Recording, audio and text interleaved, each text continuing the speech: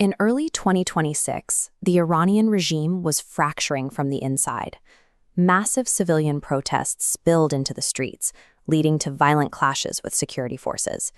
At the exact same time, the United States was staging its largest military buildup in the Middle East since 2003, even as indirect nuclear negotiations with Iran were quietly underway in Oman. Those diplomatic talks abruptly collapsed on February 28th.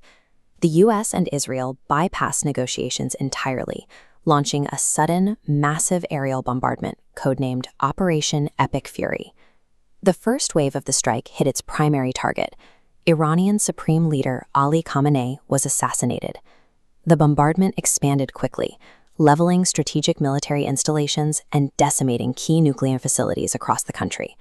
With the Supreme Leader dead and command centers destroyed, a massive power vacuum opened at the very top of the Iranian government. The decapitation strike instantly removed any possibility of a negotiated settlement. In a matter of hours, the illusion of diplomacy was replaced by a direct, active war. This map shows the retaliation.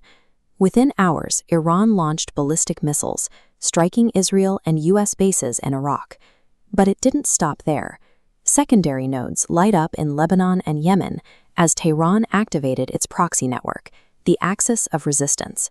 In the north, Hezbollah unleashed heavy rocket fire into Israel, drawing Israeli forces into an intense, multi-front ground and air conflict across Lebanon. To the south, Houthi rebels joined the assault, firing ballistic missiles directly into southern Israel. By mobilizing these proxy militias, Tehran quickly turned a targeted bilateral strike into a chaotic, multi-theater war spanning the entire Middle East. Seeing Iran's leadership suddenly vulnerable, Gulf Arab states seized the opportunity to weaken their longtime regional rival. Saudi Arabia and the United Arab Emirates launched a series of military strikes, some public, some covert, targeting Iranian military installations and allied militias. Kuwait also entered the conflict. With so many different nations operating fighter jets and drones in the same area, the airspace became dangerously overcrowded, creating a dense fog of war. That confusion led to immediate disaster. Kuwaiti air defenses mistakenly locked onto and shot down United States F-15 fighter jets in a major friendly fire incident. The chaos extended to the water. Out in the Indian Ocean, a U.S. submarine engaged and torpedoed an Iranian frigate. Back on land, the United States was forced to execute a highly dangerous special forces operation deep inside Iranian territory just to rescue one of its downed airmen. With multiple regional actors executing their own simultaneous, uncoordinated attacks, any chance of keeping the engagement limited disappeared entirely.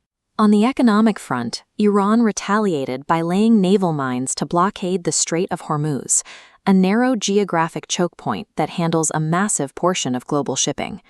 This chart tracks global crude oil prices starting in March 2026. As the blockade took effect, you see this vertical spike, the fastest oil shock in history. That spike triggered a global cascade.